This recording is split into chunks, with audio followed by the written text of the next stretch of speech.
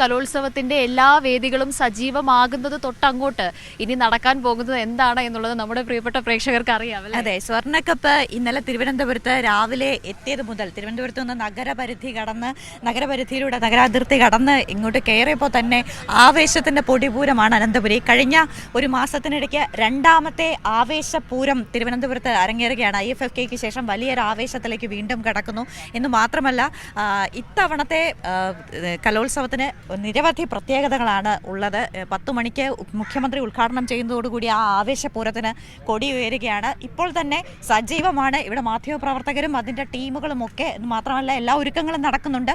രാവിലെ ഉദ്ഘാടന കർമ്മം നടക്കുന്ന സമയത്ത് നിരവധി പരിപാടികൾ നടക്കുന്നുണ്ട്. വിദ്യാർത്ഥികളുടെ നൃത്തം, അങ്ങനെ നൃത്യങ്ങൾ, നിരവധി പരിപാടികൾ ആദ്യ സ്റ്റേജിൽ തന്നെ അരങ്ങേറുന്നതാണ്. അതായത് എല്ലാ കലോത്സവത്തിലും നമ്മൾ കാണുന്നൊരു പ്രത്യേകത നമ്മുടെ പ്രേക്ഷകർക്ക് അറിയുന്ന കാര്യമാണ്. പ്രത്യേകിച്ച് ആ തുടക്കം മുതൽ ഒടുക്കം വരെ ഒട്ടും കുറയാതെ നിൽക്കുന്ന ആ ഒരു ആവേശമുണ്ടല്ലോ. അത് ജില്ലകൾ എങ്ങനെയാണ് ഈ മത്സരത്തിലുടനീളമുള്ള അവരുടെ പെർഫോമൻസ്, അതിനപ്പുറത്തേക്ക് ഏതൊക്കെ മികച്ച സ്കൂളുകൾ, ഏതൊക്കെ മികച്ച ജില്ലകൾ, ഏതൊക്കെ മികച്ച പെർഫോമൻസസ് വരുന്നു, ഏറ്റവും കൂടുതൽ ജനപ്രിയ ഇനങ്ങളായത് ഏതൊക്കെയാണ്, ഈ നിലയിലുള്ള പതിവ് കാഴ്ചകൾക്കപ്പുറത്തേക്ക് മാധ്യമങ്ങൾ സൃഷ്ടിക്കുന്ന ഒരു ഓളവും അവരുടെ ഒരു പ്രത്യേകമായ ആഘോഷവും ഒക്കെയും എത്രയോ നാളുകളായി പ്രേക്ഷകർ കണ്ടുകൊണ്ടേയിരിക്കുന്നതാണ്. അപ്പോൾ അതിനൊരു കുറവും ഇല്ല. എന്തായാലും കൊട്ടും പാട്ടും വർഷം കൂടുമ്പോഴും അത് കൂടിക്കൂടി വരുന്നതല്ലാതെ കുറയുന്നില്ല.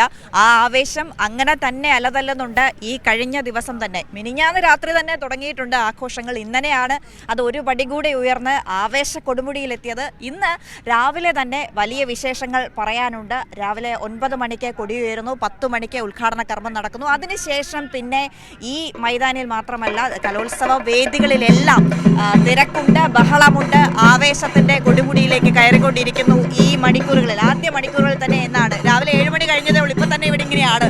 പ്രേക്ഷകർ കേൾക്കുന്നുണ്ടെന്ന് തോന്നുന്നു. ആകെ ബഹളമാണ്. Central stadium ബഹളമയമാണ്.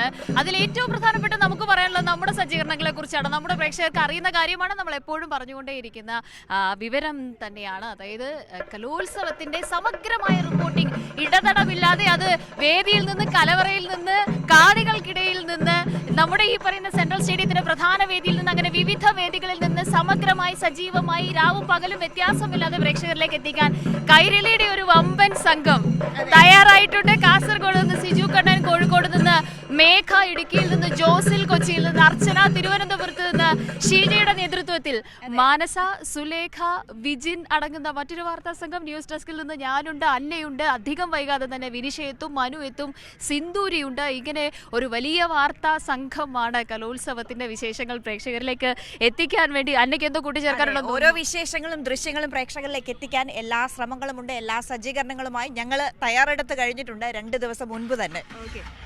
എന്തായാലും നമ്മുടെ പ്രേക്ഷകരൊക്കെയും നിരവധി കാര്യങ്ങൾ പറയുന്നുണ്ട് ഈ ഒരു ഘട്ടത്തിൽ. അന്ന, ആവേശങ്ങളും വാദഗതികളും ഒപ്പം ആർപ്പുവിളികളും ഓരോ ജില്ലകൾക്കും വേണ്ടിയിട്ട് ഇപ്പോൾ തന്നെ തുടങ്ങിയിട്ടുണ്ടെന്നാണ് മനസ്സിലാക്കുന്നത്. സ്വർണ്ണക്കപ്പ് തൃശ്ശൂരിന് കിട്ടുമെന്ന് ബാബു പറയുന്നുണ്ട് ഈ ഒരു ഘട്ടത്തിൽ. അങ്ങനെ അവരവരുടെ ജില്ലകൾക്ക് വേണ്ടിയിട്ടുള്ള, ഇന്നലെ നമ്മളിത് പറയുമ്പോൾ അജിംഷാദ് ഓൺ എയർ പറയുന്നുണ്ടായിരുന്നു ഗുഡ് ഈവനിങ് കേരളത്തിനിടയിൽ, നിങ്ങളിത് തുടങ്ങുന്നതിന് മുൻപുള്ള ഈ ആവേശവും ഈ ജില്ലകൾക്ക് വേണ്ടിയിട്ടുള്ള മുറവിളിയൊക്കെ ഒന്ന് നിർത്താൻ. പക്ഷേ അങ്ങനെയല്ല, നമുക്ക് എപ്പോഴും അത് പറയാനൊരു ത്രില്ലാണല്ലേ. എല്ലാ കലോത്സവത്തിനും കാണുന്ന ഏറ്റവും പ്രധാനപ്പെട്ട പ്രത്യേകതയാണ് ഫോട്ടോ ഫിനിഷിലേക്ക് അതിന്റെ റിസൾട്ട് മാറുക എന്നുള്ളത്.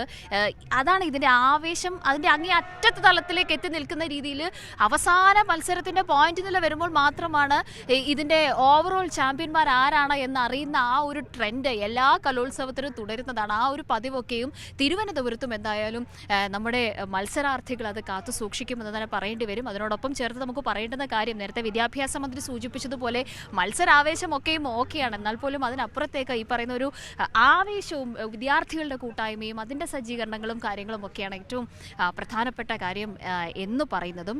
കലോത്സവത്തിൻ്റെ സമഗ്രമായിട്ടുള്ള ഒരു തയ്യാറെടുപ്പ് അത് നേരത്തെ തന്നെ സർക്കാരിൻ്റെ ഭാഗത്തു നിന്ന്, വിദ്യാഭ്യാസ വകുപ്പിൻ്റെ ഭാഗത്തു നിന്ന്, വിവിധ വകുപ്പുകളുടെ ഏകോപനം അത് ചിട്ടയായി തന്നെ നടക്കുന്നു, മുന്നോട്ട് പോകുന്നു. അതിൻ്റെ ഒരു വിജയം മൊത്തത്തിൽ നമുക്ക് കാണാനുണ്ട് അല്ലേ. ഒരു ക്രമീകരണത്തിൻ്റെ, ഒരു ഏകോപനത്തിൻ്റെ ഒരു വിജയമൊക്കെയും കാണുന്നുണ്ടെന്നാണ് തോന്നുന്നത്. പല പ്രതിസന്ധികളിലൂടെ കടന്നു പോകുന്ന ഒരു കാലമായിരുന്നു കഴിഞ്ഞ ഒരു വർഷം എന്ന് പറയുന്നത്. പറയുന്നത്. പക്ഷേ എങ്കിലും എല്ലാവിധ സജ്ജീകരണങ്ങളുമുണ്ട്. കുട്ടികൾ എത്രയോ വർഷത്തെ പ്രയത്നമാണ്, എത്രയോ കാലത്തെ ഒരു പോരാട്ടം എന്ന് വേണമെങ്കിൽ പറയാം. ഈ വേദികളിൽ എത്തുന്നതിന് വേണ്ടി പണം മുടക്കി അതിനനുസരിച്ചുള്ള ക്രമീകരണങ്ങൾ നടത്തി കലയോടുള്ള അമിതമായ താല്പര്യം കൊണ്ട്, ഇഷ്ടം കൊണ്ട് ഈ മേഖലയിൽ തിളങ്ങുന്നതിന് വേണ്ടി, അതിൽ അർഹിക്കുന്ന നേട്ടം ഉണ്ടാക്കുന്നതിന് വേണ്ടി എത്രയോ കുട്ടികളാണ്, എത്രയോ പേരുടെ, കുട്ടികളുടെ മാത്രമല്ല എത്രയോ പേരുടെ പ്രയത്ന ഫലമായിട്ടാണ് ഇന്ന് ഈ ദിവസം ഇതാ സംസ്ഥാന സ്കൂൾ കലോത്സവത്തിന് കൊടിയുയരാൻ പോകുന്നത്. അടുത്ത മണിക്കൂറുകളിൽ നമ്മൾ കാത്തിരിക്കുന്നത് അതാണ്. ഏതാണ്ട് 1.5 മണിക്കൂറിൽ, അല്ലെ കാവ്യ, 9 മണിക്കാണ് കൊടിയുയരുന്നത്. 9 മണിയോടുകൂടി ഇവിടെ ഇപ്പം തന്നെ ആൾക്കൂട്ടം കൊണ്ട് നിറഞ്ഞിട്ടുണ്ട്. അതിനുശേഷം കാണാൻ പോകുന്ന പൂരം എന്താണ് എന്ന് പറഞ്ഞറിയിക്കേണ്ടതില്ലല്ലോ.